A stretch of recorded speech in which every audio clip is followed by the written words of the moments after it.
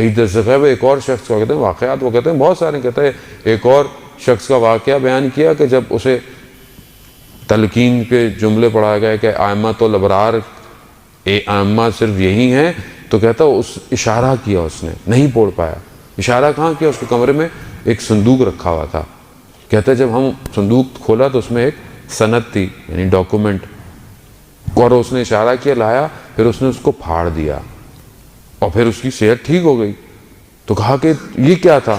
کہتا ہے جب تم مجھے کہتے تھے کہ ائمہ کو ماننے کے لیے تلقین کرو، تو کہتا ہے کہ ایک شخص اس کے سامنے کھڑا ہوتا تھا صندوق کے، اور اس صندوق میں جو سند تھی وہ میں نے کچھ پیسے دے کر گروی رکھی ہوئی تھی۔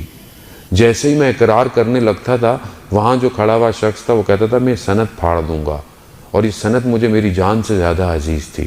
کہہ رہے جیسے ہی مجھے ذرا سا موقع ملا، میں ہوش میں آیا، میں نے کہا پہلے تو میں اس کو پھاڑوں تاکہ میں آخری وقت میں ائمہ کی ولایت کا اقرار کر سکوں۔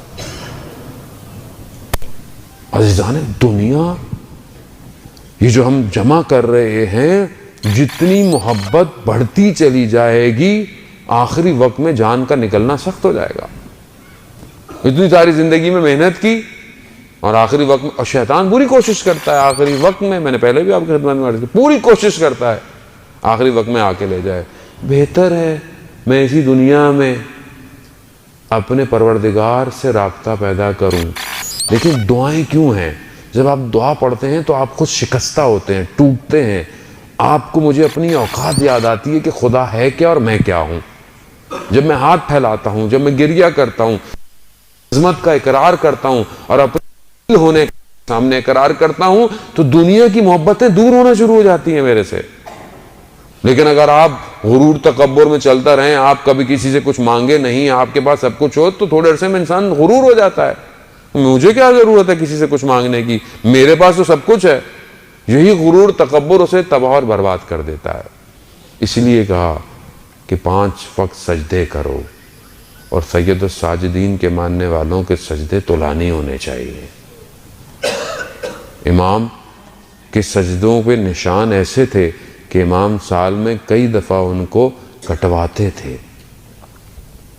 میں تو سجدہ کرتا ہوں، میرے سجدے میں تو دنیا ہے، میں تو ظاہراً خدا کو سجدہ کر رہا ہوں، لیکن قلب تو میرا کہیں اور جھکا ہوا ہے، اور میری نماز تو ہے بھی ایسے ہی، ویسے بھی میں اپنی بات کر رہا ہوں، خدا نہ خواستہ آپ کو نہیں۔ اللہ اکبر کیا، نماز کے بعد کے سارے پلان آنا شروع ہو گئے۔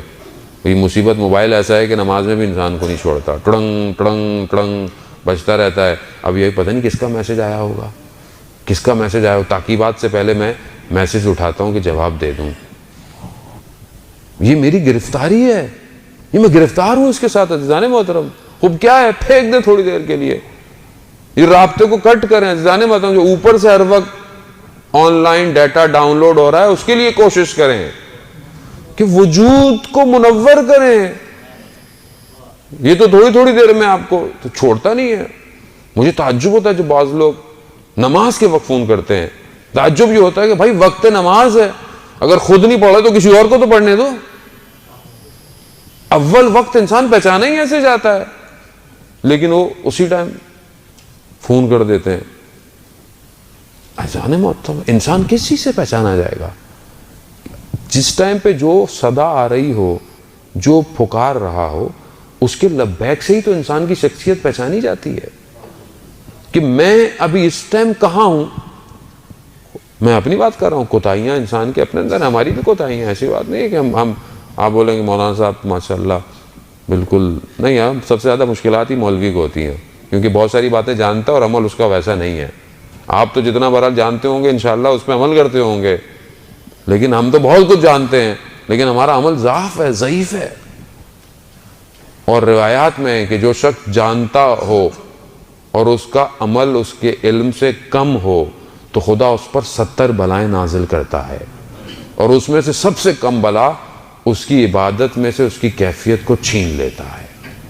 اب آپ ٹکریں مارتے رہیں۔ اب بہت سارے بولیں مولانا صاحب پھر فائدہ کیا نماز پڑھنے کا؟ نہیں، اب اس کا یہ بھی مطلب نہیں ہے کہ آپ نہیں پڑھیں، کیونکہ پڑھتے رہیں گے انشاءاللہ اللہ تعالیٰ اس کے اندر وہ کیفیت پیدا کرے گا۔